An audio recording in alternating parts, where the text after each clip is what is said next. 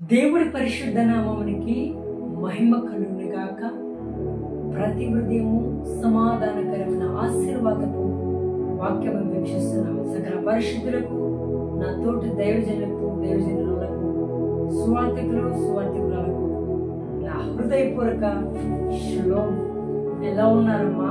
బాగున్నారా? మీరు బాగుండాలని మీకోసము మేము మా ప్రార్థన టీము ఎంతమో కోసం ప్రార్థన చేస్తున్నాం. ఈ ఉదయం సమాధానకరమైన ఆశీర్వాదపు వాక్యము యోహానుకు రాసిన సువార్త 11వ అధ్యాయము 25వ లేఖనం.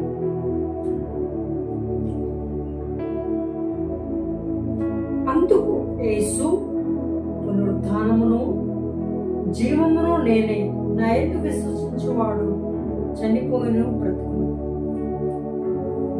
దేవునికి స్తోత్రం కలుగును గాక.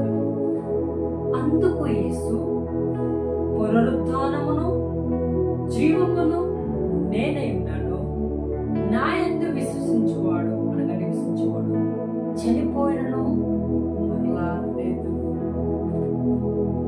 ప్రియ సంగమా, యేసుక్రీస్తు ప్రభువారు 33 సంవత్సరాలు పరిచయం చేసి దేవుడు ఏదైతే తను అప్పగించి ఉన్నాడో, దేవుడు దేనికోసమైతే ఎన్నుకొని ఉన్నాడో ఆ పని ముగించుకున్న తర్వాత యేసుక్రీస్తు ప్రభువారు చనిపోయి తిరిగి లేచిన తర్వాత అంటున్నమాట, జీవమును పునరుద్ధానమును నీవే, నేనే అంటున్నాడు. సారీ అంటే బిడ్డ, ప్రియ సంగమా, ఈ రోజు నువ్వు విశ్వసించాలి. యేసుక్రీస్తు ప్రభువారు చనిపోయి మృతులో లేడు, ఆయన తిరిగి లేచి ఉన్నాడు. మరణం అనే ముళ్ళుని విరిచి తిరిగి లేచాడు. నిజంగా నువ్వు క్రీస్తు కొరకు సజీవంగా చనిపోతే తిరిగి మరలేదు. మృతులుగా ఉండరు, వారు సజీవులే లేస్తారు. ఆయన రాకడ సమయంలో మరణించబడిన ప్రతి ఒక్క సమాధి తెరవబడుతుంది. చనిపోయిన వారు తిరిగి లేస్తారు. ఈ రోజు నువ్వు క్రీస్తు కొరకు అంత సాక్షి అయితే, క్రీస్తు కొరకు చనిపోతే నీకు నిత్య జీవం ఉన్నది. ఎందుకంటే నువ్వు విశ్వసించిన వాడు నిన్ను జీవంతో చేయగలవాడు దేవుడు. నువ్వు క్రీస్తునందు చనిపోయినలా అలే మరొక తండ్రి అంటాడు, నా నిమిత్తము చనిపోయిన వాడు తిరిగి లేస్తాడు, తను తాను చనిపోయిన వాడు లేవడు.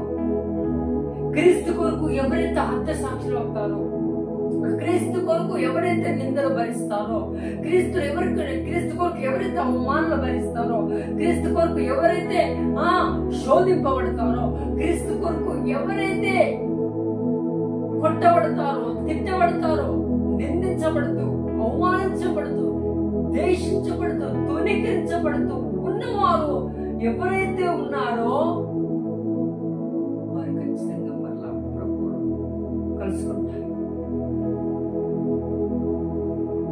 ఈరోజు అపవాది ఏం తెలుసా? సత్యము బోధిస్తున్న వారిని అపవాది యొక్క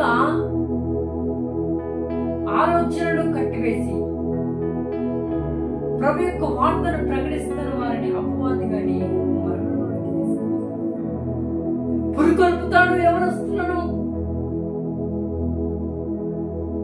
పురుకొల్పి సత్యము ఎవరికి అందకుండా సత్యం బోధించే వారిని మరణానికి గురి చేస్తాడు అపవాది.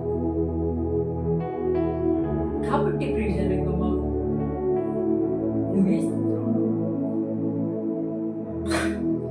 శోధన వస్తుందని భయపడి పునరుద్ధానమైన యేసుని గుర్తు చేసుకో, జీవగలని యేసుని గుర్తు చేసుకో, సృష్టికర్తని యేసుని గుర్తు చేసుకో. ఆయన మృతులోంచి లేకపోయిన విషయం జ్ఞాపకం చేసుకో. ఆయన అపవాదిని ఎదిరించాలని విషయం జ్ఞాపకం చేసుకో. అపవాది తన పాదాల దగ్గరికి అణిచివేసిన విషయం గుర్తు చేసుకో. అపవాది శోధింపబడిగా విజయం పొందని గుర్తు చేసుకో. ఈయన జీవము గల దేవుడు, నేను ప్రకటిస్తున్న సృష్టికర్తైన యేసుక్రీస్తు ప్రభువారు, ఆయన ఎవరైతే విశ్వసిస్తారో మృతులోంచి ఖచ్చితంగా లేపబడతారు. నా ప్రియ జనగమా, నువ్వు లేపబడాలి అంటే నువ్వు గుర్తించు జీవగల దేవుడు, సజీవుడిని యేసుని గుర్తించు. అప్పుడే నువ్వు పునరుత్థానమైన యేసు వైపు నువ్వు ఎదుగుతావు. ఒకవేళ గుర్తించలేని స్థితిలో, మర్చిపోయిన స్థితిలో ఉంటే రా, మనందరం కలిసి ఆ ప్రభుని వేడుకుందాం. జీవం గల మా పరిశుద్ధాత్మ తండ్రి, జీవాధిపతి అయిన యేసు, నీ పరిశుద్ధ పాదములకి వందనాలు స్తోత్రం. ఈ రోజు నీ బిడ్డల లేఖం ద్వారా బలపరచబడిన విధానం బట్టి స్తోత్రం. దీవించి ఆశ్రయించి నామమే మంటలు వాడుకుని క్రీస్తు బిడ్డ బ్రతిమలాడి పెట్టుకున్నాము. ఆమేన్. May God bless you.